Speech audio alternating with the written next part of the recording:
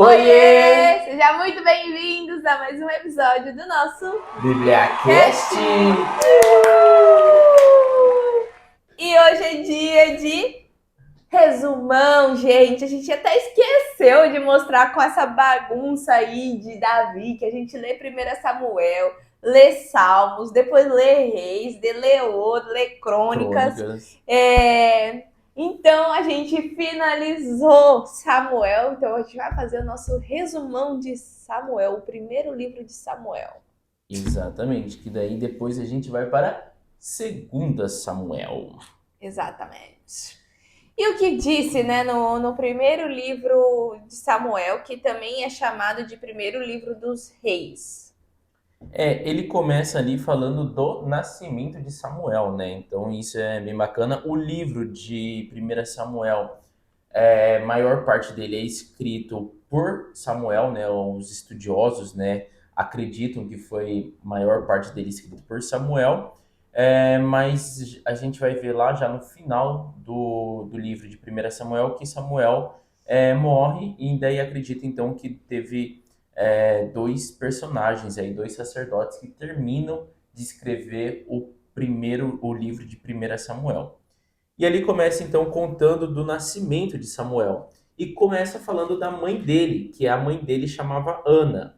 E Ana era casada, né, com um rapaz que falam que ele era bem sucedido, e tal. E ele é casado com duas mulheres, né, que é Penina e Ana. Só que Ana é estéril e Penina não. Penina tem outros, Eucana, que chama o nome do... Oi, como? Eucana. Eucana. Então, né, a Ana é casada com Eucana. E daí, até essa outra mulher, né, de Eucana, que é Penina, ela tem filhos e ela até zomba de Ana, por Ana não ter filhos.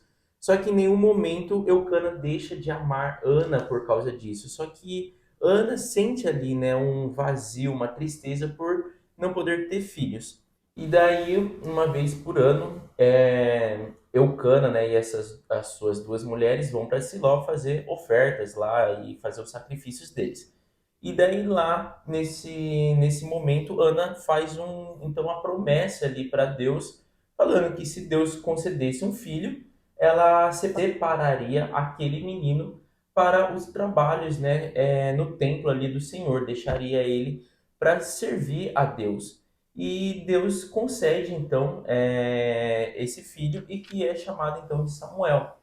Então, logo depois que Samuel nasce e que ele para de se amamentar, Ana leva o menino para Eli, que era ali o sacerdote que cuidava do tabernáculo. Naquele momento era, vamos dizer assim, o sacerdote chefe ali, né, do tabernáculo, e leva Samuel para Eli para ficar aos cuidados de Eli. Então ela cumpre ali a promessa. E o legal é que por isso, né, por tudo isso que aconteceu com Ana, Deus depois concede mais filhos a Ana, né? E aí, quando Samuel, né, se desmama, ela entrega seu único filho ali para o sacerdócio. E essa entrega, ele já automaticamente teria que se tornar, bem dizer, nazireu, né? Porque quem não era levita teria que fazer essas promessas, essa dedicação para poder estar trabalhando no tabernáculo. Agora, Eli, que era o sacerdote ali do templo, né, o sacerdote responsável, né, ele tinha dois filhos, chamado Ofni e Finéias. E o que acontece? Esses dois filhos, eles eram muito pecadores, eles eram assim, faziam as coisas aos olhos de Eli, aos olhos de Deus, e assim, grotescas, sabe? Que nem as pessoas iam para levar as ofertas pro tabernáculo ali, fazer as ofertas de pecado, oferta de tudo, e tinha que queimar a carne, né?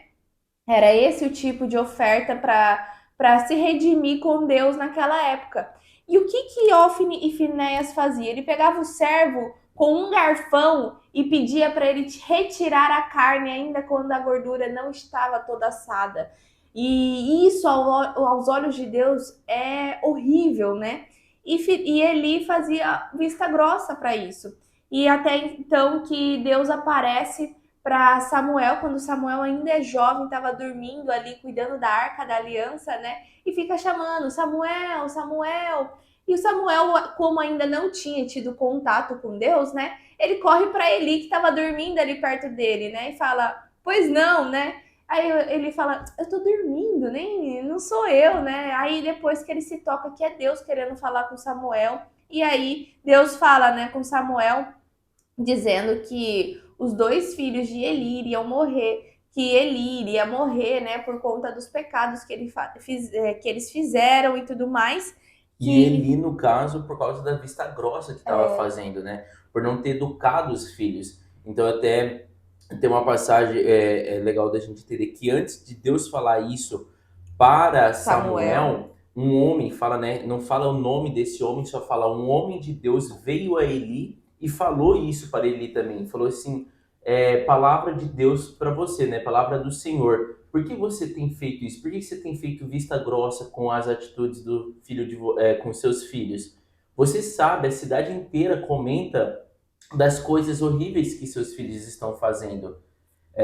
Você por acaso ama mais seus filhos do que a mim? é, Então, devido a isso, né? E daí depois disso, então ele já tinha ciência disso, né? E depois Deus vem e fala novamente a mesma coisa para para Samuel. Samuel. E essa parte, né, nos chama muita atenção, porque por mais que você é pai, é mãe, e o seu filho tá pecando, mais vale você educar ele do que ele continuar naquele pecado, né? E era isso que ele estava fazendo. Ele, por ser filho dele, ele falava, ah, tudo bem, deixa assim, né? E aí isso desagradou muito a Deus, porque isso mostra uma edificação maior para o filho e uma submissão por Deus, né? Então, vigia, né? Caso você esteja vendo seu filho pecar, vendo seu filho fazer coisas que não agrada a Deus, oriente ele no caminho. Por isso que fala na Bíblia, né? Oriente no caminho, para que ele não cometa mais esses pecados. E aí depois a gente tem um episódio onde eles estavam guerreando e os israelitas estavam perdendo, né? E aí o que eles falam? Tragam a arca, né? Tragam a arca para que a gente ganhe. Vamos usar ela. E quem que vai trazer a arca? Quem que retira a arca do tabernáculo, E gente? leva É ela até até o o acampamento dos acampamento, né, dos israelitas, né? israelitas, foi os filhos de Eli, Ofne e Finéias. Seria como uma forma de usar, igual usa armadura, espadas e tudo, eles estavam querendo usar a Arca da Aliança para vencer a guerra. E aí ali o que acontece? Deus não concede isso porque isso ninguém consultou, né? Ninguém perguntou, Deus, posso ir para essa guerra? Deus, o Senhor me ajuda? Não. Vamos lá usar a arca. Então também vigia sobre isso se você está querendo apenas usar Deus, né? Deus se agrada no relacionamento, né? E na sua submissão a Ele, né? De consultar a Ele sobre os seus passos. E é aquilo que a gente sempre fala também, né? É muito diferente você ter um plano, né? O seu plano e depois pedir e falar assim, Deus, me Bênção, ajuda né? nesse plano. Ou você, é totalmente diferente você fazer isso ou você falar assim, Deus, quais são os seus planos, né? A gente quer agir conforme os seus planos. E é aquilo que a senhora falou. Então, os filisteus se aproximaram de Israel, foi os filisteus que deram o passo ali para guerrear contra os israelitas. E os israelitas logo se posicionaram para se defender. Mas em nenhum momento houve essa consulta com Deus. Então, depois que eles se posicionaram e houve uma guerra ali, né? Começou a guerra e eles estavam perdendo, eles falam, traga a arca. E é legal que quando a gente lê, fala que quando a arca chega, é uma alegria muito grande para os israelitas e os filisteus tremem de medo com isso. Então, tipo, sim, a presença da arca, ela é importante, mas isso não garante a vitória, né? Então, continuando igual ali aonde a Sayuri estava lendo, os filisteus falam, cara, chegou o Deus dos israelitas e ele é um Deus poderoso. Só que o relacionamento dos israelitas Naquele momento, naquele né? momento com a arca, o relacionamento com Deus estava totalmente errado. Era um relacionamento ali capitalista, totalmente né? comercial ali, Comercial, tipo isso. assim, traga que a gente vai vencer. A gente só quer vencer, então traz aí Deus se a gente, tipo assim, a gente quer vencer. Era pensando muito, tipo assim, um No pensamento. próprio umbigo. E daí acontece então que eles perdem a guerra e a Arca da Aliança, né, é tomada pelos filisteus. Eles pegam a arca e nessa que eles pegam a arca, os dois filhos de Eli são mortos. E daí saem, tem uma pessoa ali, né, que é um mensageiro, ele que estava na guerra, ele sai e volta lá para Siló e vai ao encontro de Eli e Para contar, né? vai contar para Eli, falou assim, olha, Eli, seus dois filhos morreram e a Arca da Aliança foi tomada pelos filisteus. E daí conta, né, que ele era um homem Gordo. gordo, já estava velho e quando ele sabe da notícia ele cai da cadeira, bate a cabeça no chão ali, bate a cabeça no negócio e morre Morre. na hora. Então acontece, né? Realmente se concretiza A a profecia, né? profecia de que Eli e os dois filhos seriam mortos e que nem ninguém da geração ali de Eli seria sacerdote. E que daí então passa para Samuel. Exatamente. E aí, enquanto passa para Samuel, né, a arca ainda não está mais com os israelitas. A importância da arca, gente, ela foi já desde lá do início, quando o Israel saiu do Egito, que foi o pedido de Deus para construir essa arca, que seria aonde Deus iria habitar, entre os dois querubins, e junto da arca tem a placa dos 10 mandamentos, né, a pedra dos 10 mandamentos. Por isso, da importância dessa arca, né? E aí a arca, que era, vamos dizer assim, o Deus de Israel, estava na mão dos filisteus. E por onde ela passava, Deus colocava praga, Deus colocava úlcera, ratos, entendeu? E aí o pessoal já ficava com medo e saía mandando a arca para outros cantos, menos para de volta para os israelitas, né?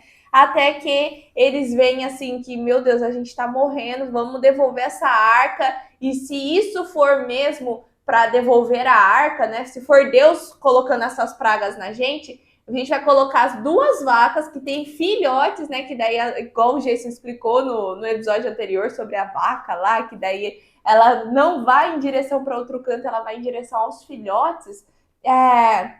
Eles colocaram a arca sobre essa carruagem para ir em direção a Israel. Então, se era realmente Deus que estava enviando aquilo para ele voltar para onde ele devia voltar, que as vacas fossem em direção a Israel e abandonassem os filhos. E foi o que aconteceu, né? E aí, chegando lá na terra dos israelitas, né? Quem já conhecia da arca foi lá uns 70, 80 curiosos, né, para ver o que tinha no meio da arca. E isso não era permitido. Únicos que podiam tocar na arca eram levitas. E nem Os podiam, sacerdotes, os né? sacerdotes, e nem podiam destampar ali, coringar, né? E aí eles morreram. E aí até os israelitas falaram, tira essa arca daqui porque ela tá matando, né?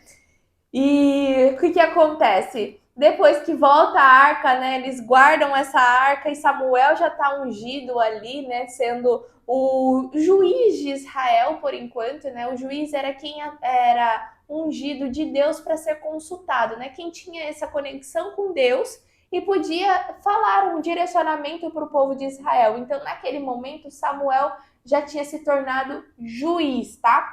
E aí acontece um episódio muito triste e ao mesmo tempo onde vai começar a dar todo o direcionamento para o povo de Israel, que é esse pedido por um rei, né?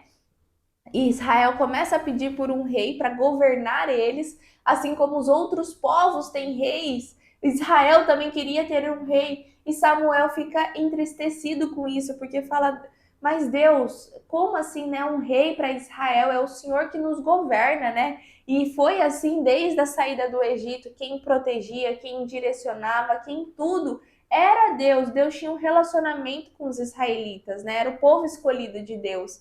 E aí, quando eles pedem um rei, Samuel conversa com Deus falando sobre isso, e Deus fala muito nitidamente para Samuel: Samuel, não é contra vocês que eles não aceitam, é contra mim. Eu que fui quem cuidou deles, mesmo assim eles desejam outra pessoa cuidando. Mas vai e fala para eles: olha, o rei vai necessitar que tenha escravos, vai tirar a liberdade de vocês, colocou todos os pontos ruins. E se é mesmo assim eles desejarem um rei, conceda um rei para eles. Eu vou direcionar você a quem será um rei. E aí, dito e feito, Samuel fez isso, né? Falou todos os malefícios de ter um rei. E os israelitas, inteligentíssimos, né? Não, eu quero ter um rei, vamos ter um rei. Eu acho legal que tem aquela palavra, né? Aquele ditado popular muito forte que fala assim, né? A voz do povo é a voz de Deus, né? Então é um ditado que não é bíblico Não é nenhum, bíblico. né? Mas eu acho que ela se encaixa um pouco aqui no que diz assim: o povo de Israel estava pedindo um rei, mas Deus falou assim, gente, isso é besteira. É tipo, vocês vão tá colocando aí, igual a gente fala muito, né? Os pés pelas mãos. Tipo assim, isso daí não tá certo. Mas eu, como amo vocês, vou obedecê-los, né? Vou fazer conforme a vontade aí que vocês estão me pedindo. Mas eu quero deixar vocês bem cientes do lado negativo que é de ter uma monarquia, né? De ter aí reis governando vocês. E daí Samuel, né? Então Deus usa Samuel para falar tudo Os os malefícios, né? malefícios, Dos né? prós e contras, não tinha pró, bem dizer. Exato, de ter uma monarquia e eles falam assim, não, é isso mesmo que a gente quer, né? Eu acho muito, assim, é igual a senhora falou, triste, mas assim, é legal da gente estar vendo isso, né? Como inicia reinado, né? Como que é, né? Então Deus fala, tá bom, eu vou fazer, né? Eu amo vocês, isso me entristece muito, porque eu sei que isso realmente não é bom, mas, né, é a voz de vocês. Vocês estão querendo muito isso, É, né? Acreditam, vocês estão acreditando fielmente que isso vai ser melhor. Não confiam realmente, né, nos planos que Deus tinha para eles. exatamente. E nunca esquecendo, né? Deus tem planos para nós, porém ele deixa o livre-arbítrio.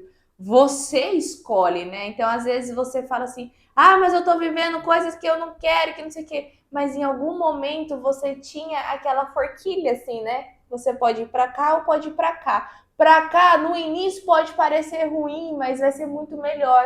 E aqui às vezes nossa, parece muito bom, né? Mas não é. E às vezes você optou nessa encruzilhada ali para qual destino você ir. E aqui, o que acontece? Às vezes a gente fica olhando a grama do vizinho. E a grama do vizinho é verde. Nossa, ali, ó, quando você olha, você só olha as coisas boas, né? Mas você não olha a fundo para ver se realmente é tudo aquilo que está mostrando. E o povo de Israel foi por isso, né? Ah, porque os meus irmãos ali, as outras regiões, têm tudo rei, a gente não tem. Eu quero ter um rei, mas é onde eles se enganam, né? E aí Deus usa Samuel para ungir Saul, que E é legal a história, né, como Saul se torna rei, porque daí se perde, né? Do nada, é, três ovelhas do pai dele se perdem e ele vai atrás dessas ovelhas. Só que Deus já tinha falado com Samuel, né? Falou assim: vai chegar um homem em você amanhã, nesse mesmo nesse horário, mesmo horário e esse homem você vai ungir ele como rei. E daí é legal, tipo assim, é legal esse o episódio aí, né? desenrolar, né? Se vocês puderem estar assistindo, é muito bacana, porque daí Saul chega, né? Tipo, tudo do nada, assim, você vai É, lendo, parece assim, cara, as coisas vão acontecendo, né? E que é no daí, capítulo 9 e 10, gente, caso vocês queiram ver. exatamente. E daí Saul chega em Samuel e Samuel fala, né? As ovelhas que você está procurando já foram achadas, elas já estão indo com seu pai, mas sente-se, senta aqui na mesa com a gente, janta com a gente. E daí ele já vai pro cozinheiro e fala assim: sabe Aquele pedaço bom. aquela carne que eu pedi para você separar hoje cedo para uma pessoa especial? Pronto, essa pessoa chegou e tal. Então é muito legal que eu imagino, assim, tipo, na minha cabeça, Saúl, tipo assim, caraca, o que tá acontecendo, né? Tipo assim, Eu só perdi minha ovelha. o cara sabe de tudo e, tipo, já deixou carne separada pra mim. Quem que é essa pessoa, né? E Samuel fala as coisas pra Saul, tipo, eu vou te contar o que vai acontecer depois que você sair daqui. Vai ter tantas pessoas que vão passar por você e vão perguntar tais coisas. Então, tipo assim, ele conta todo o enredo assim, daí, tipo assim, caramba, como assim, né? Eu acho isso muito bacana. E o que vale muito alertar aqui, né, nesse momento, da parte do Antigo Testamento. O profeta, naquela época, era chamado de vidente. Deus não gosta de adivinhações, gente. Por isso que era só Samuel que sabia, e esse era um formato como Deus utilizou para ele se saber mesmo, se direcionar de que aquilo era o mandamento de Deus, que ele não estava sendo um doido ali inventando as coisas, então ele precisava dar provas para Saul, tá? Então, então eu posso ir para um vidente, eu posso ir para um cartomante, para essas coisas para adivinhar o meu futuro, para saber como que eu vou ser ou o que que é. Não, Deus não gosta disso, tá? Então aqui era só por um profeta que Deus direcionou para falar isso, para que Saul tivesse convicção de que ele seria direcionado por Deus, tá? Esse é um parêntese só, necessário. Exatamente. E daí então Samuel unge Saul como rei e fala, né, que o Espírito de Deus habita então em Saul. E daí ele é ungido por Samuel. E daí depois, então, Samuel junta, né? Fala assim, vamos então agora nomear o rei. Fazer um sorteio, né? Que eles faziam muitos sorteios naquela época. E chama, então, os líderes das tribos, chama os líderes de cada família, de cada tribo, chama todo mundo para, então, escolher o rei. E daí vão tirando o sorteio. E Saul era da tribo de Benjamim. E daí, por sorteio, tiram Benjamim. Daí vai lá e tira o líder a família de Saul. E depois é tirado o nome de Saul. Então é muito bacana da gente ver isso, né? Que por sorteio se cumpre aquilo que Deus já tinha falado para Samuel. E então, para todo mundo ali, né, é escolhido Saul, é declarado Saul como rei. No entanto, a gente vê que Saul já não atua como rei, né? Até porque o povo fica assim, tá, né? É o nosso rei. Vamos ver aí, né? Como Porque que ele Saul vai. também não era nem um guerreiro de guerra, ele estava pastoreando, Ele era camponês, né? Ele era camponês, ele mexia com trigo ali, ele era. Exatamente. E ele era alto, bonito. Era mais ou menos por conta disso, né?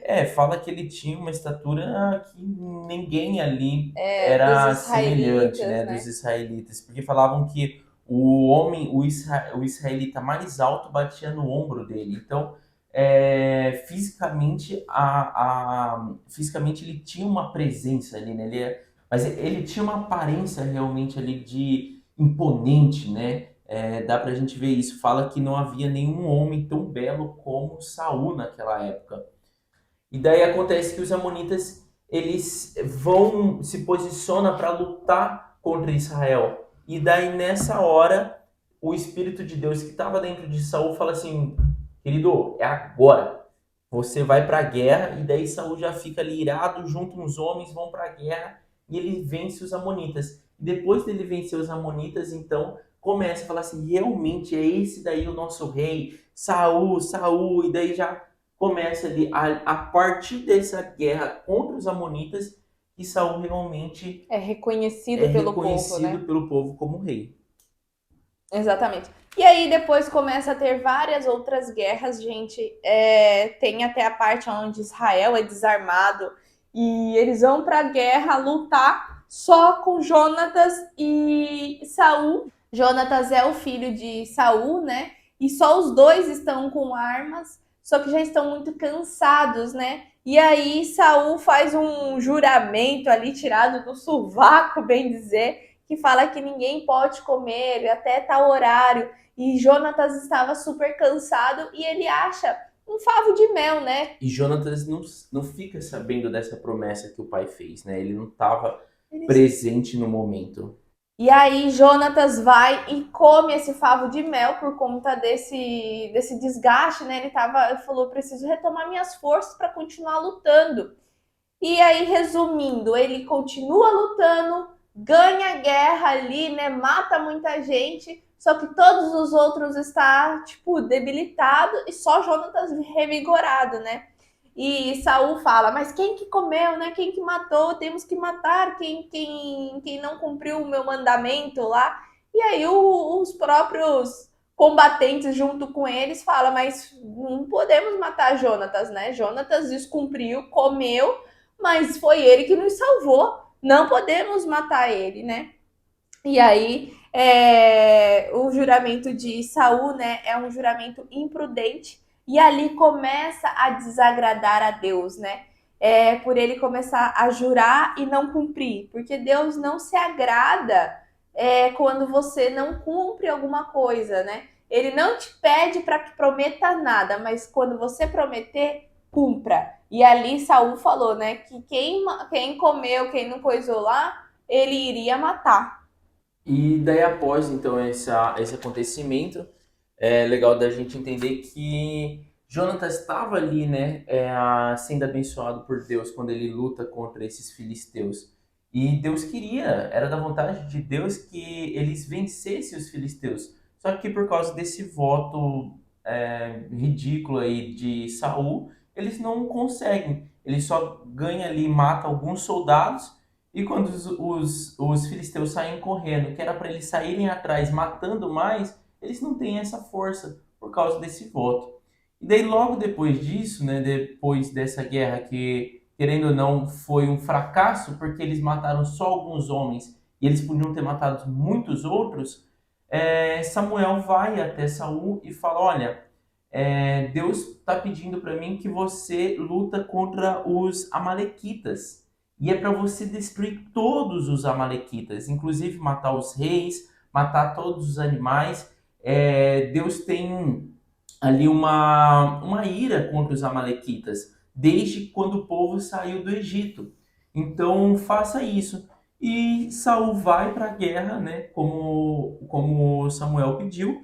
No entanto, ele não obedece tudo. Ele mata os homens, as mulheres, as crianças, mas ele não mata todos os animais, os melhores animais ele não mata, e ele não mata o rei dos amalequitas. E daí ele tá trazendo esses animais e tal, e quando ele encontra Samuel, e Samuel fala, cara, o que você tá fazendo, né? Tipo, por que você não matou todos? E Saul fala, porque eu trouxe até para dar de sacrifício, oferta, né, para Deus.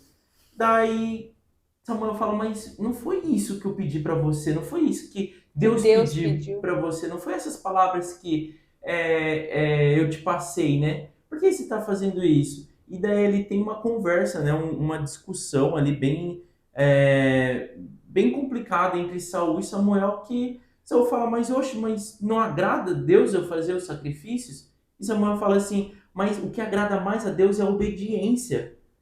Por acaso a sua oferta é tão importante como obedecer às palavras de Deus?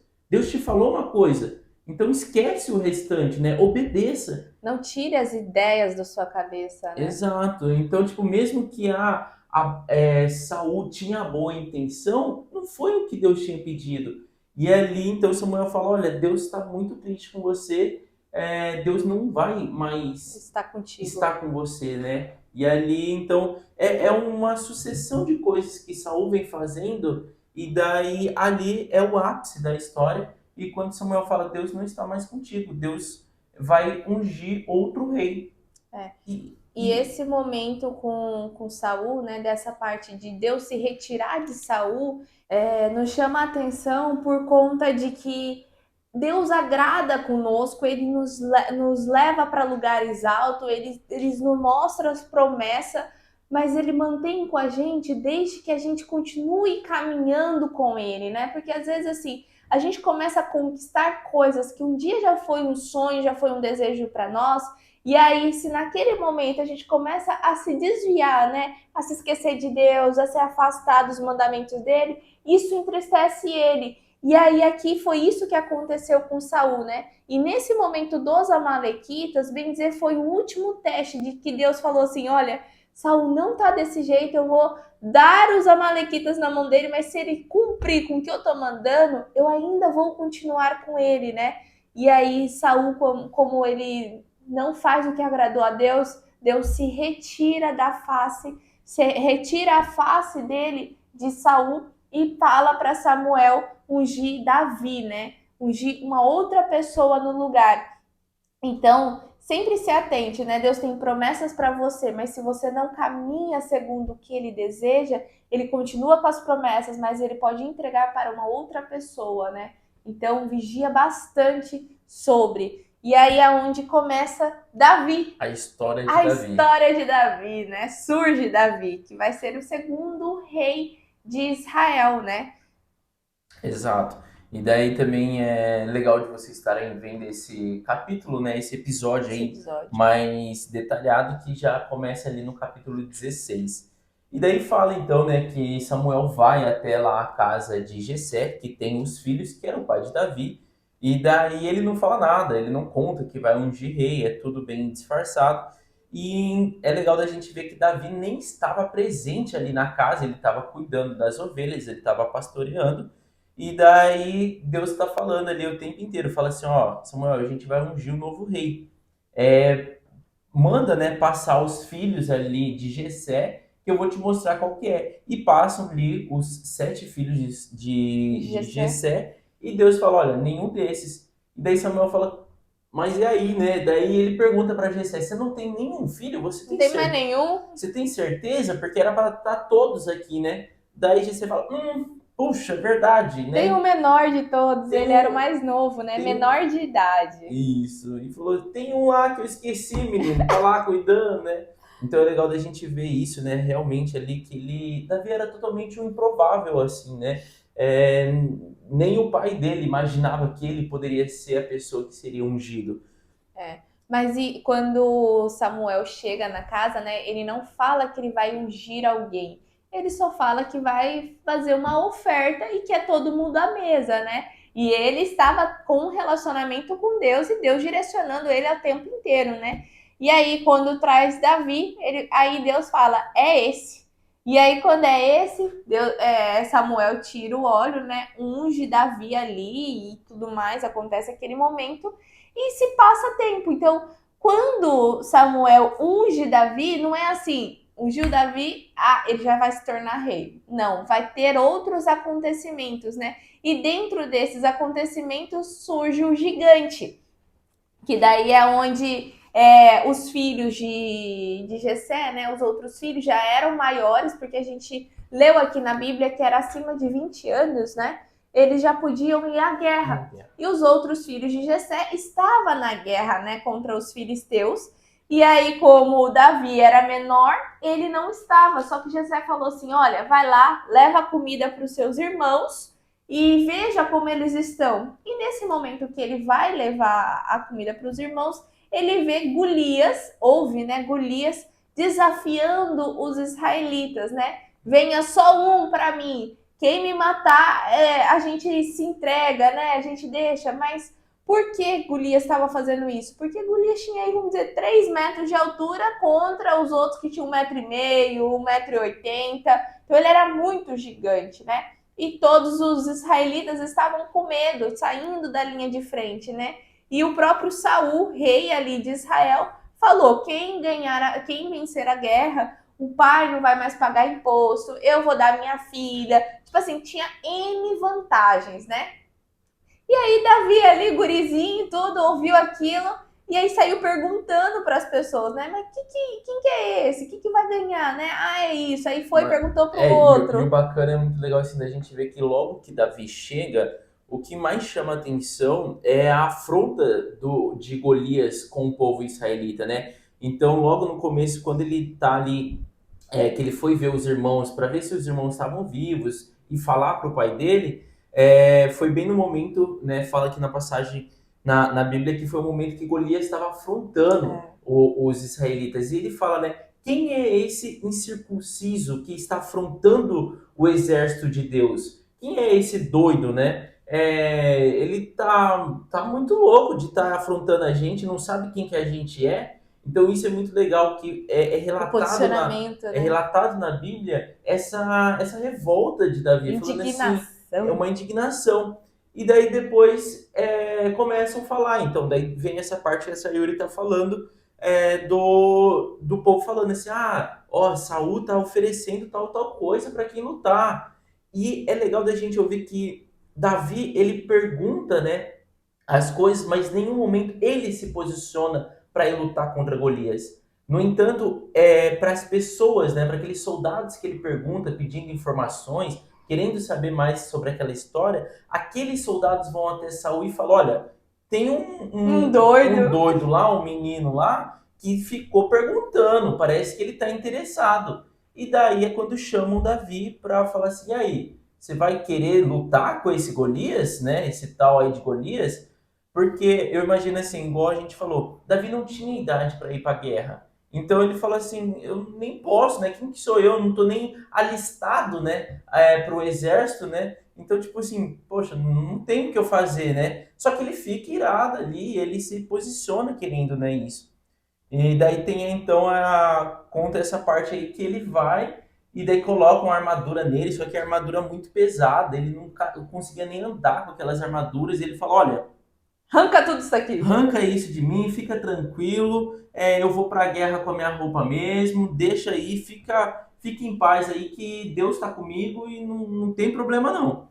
E aí ele aí fala, né, no versículo 40 lá do capítulo 17. E ele tomou na mão o seu cajado e escolheu para si 5 pedras lisas do ribeiro e as colocou em o seu alforge de pastor que ele tinha em uma bolsa e a sua funda estava na sua mão e ele se aproximou dos filisteus. Então, resumindo, ele foi com um estilingue para matar um gigante, né?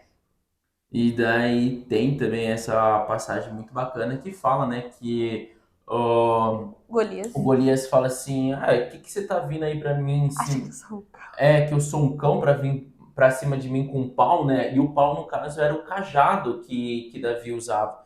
E daí Davi fala: você vem pra cima de mim com espadas, né? Não sei, espadas e. Enfim, e eu vou contra você com Deus, o rei do exército, né? O rei de Israel. Então é bacana isso, né? O tempo inteiro Davi está glorificando e honrando o nome de Deus, né? A gente vê que ele sabia que não era por conta dele. Em nenhum momento ele se vangloria disso. Em nenhum momento ele fala assim: ah, pode deixar comigo que eu sou Que eu sou brabo, né? brava. Ele fala assim: eu estou indo contra você com Deus, né? O Deus de Israel.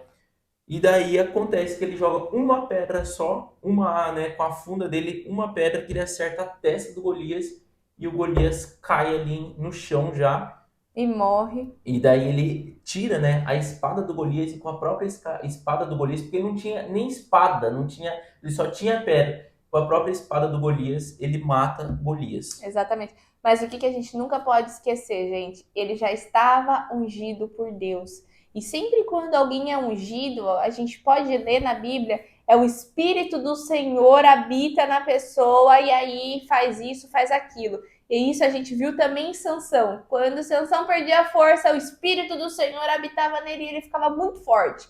Então, isso aconteceu também com Davi. E o que é o bonito de Davi? Ele nunca esqueceu de Deus. Ele mostrava que aquilo de lá não era ele, não, era Deus.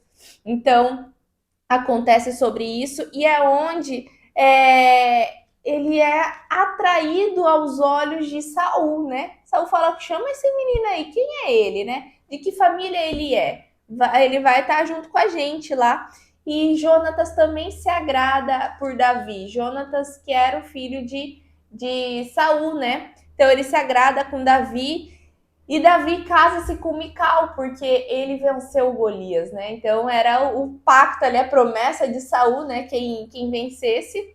Porém, Na verdade, o que Saul falava era que ia casar com a filha mais velha. Mas daí acontece que Davi, tem todo um relato aí que Davi fala: ah, não quero, quem sou eu para casar com a filha do rei? Não tem nem dinheiro e tal.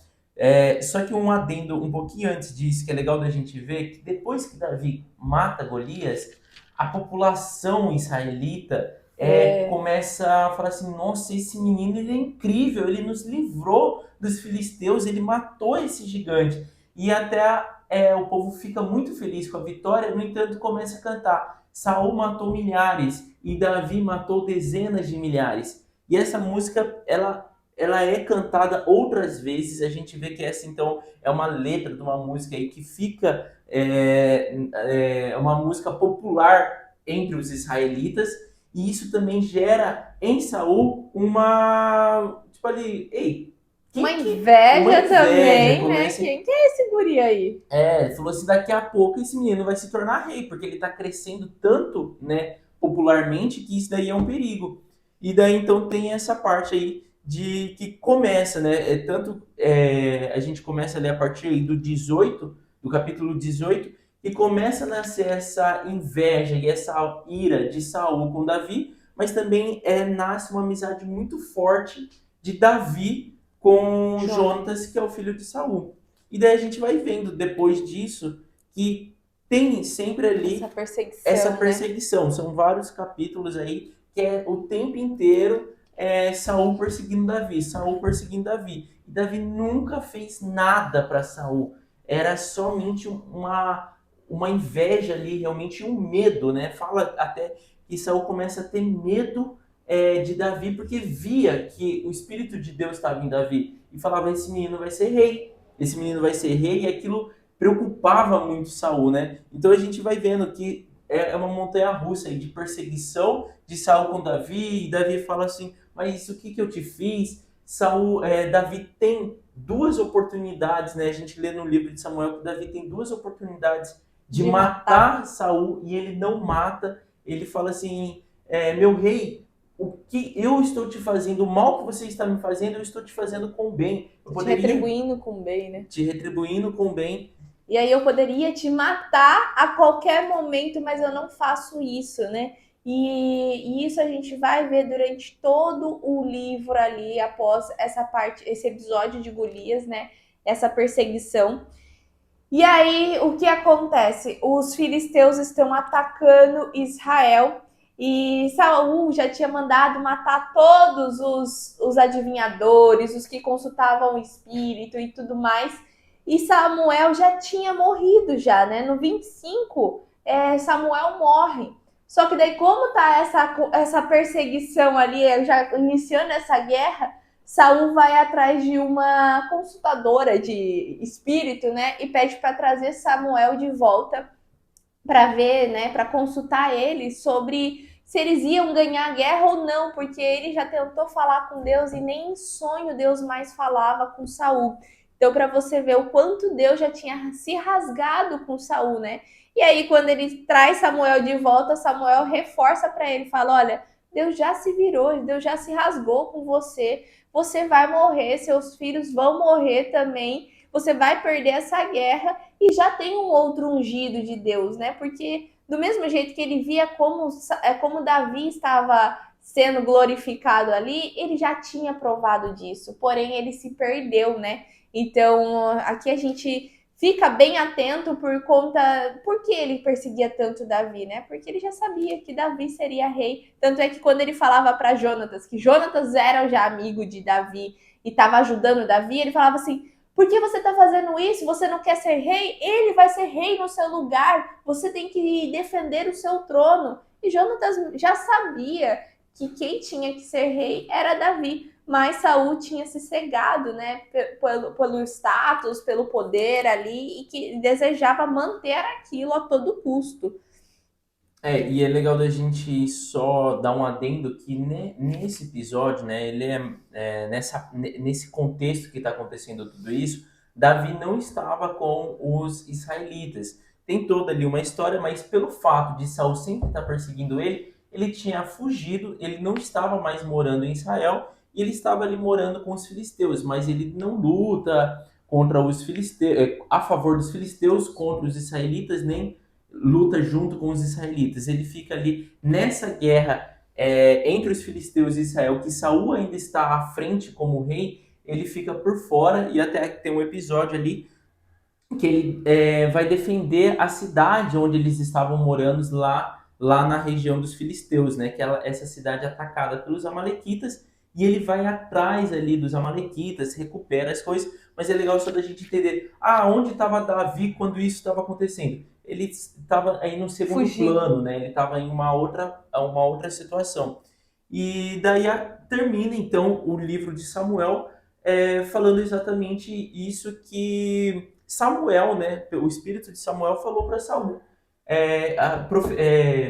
concretiza, né, aquilo. E termina ali no capítulo 31 falando então que Saul ele morre, na verdade ele se mata quando ele vê que ele está perdendo a guerra contra os filisteus, ele se joga em Contra. cima, né, da sua própria espada, os filhos dele é morto e acaba nesse cenário. É muito legal só da gente entender que acaba no Como cenário acaba, né?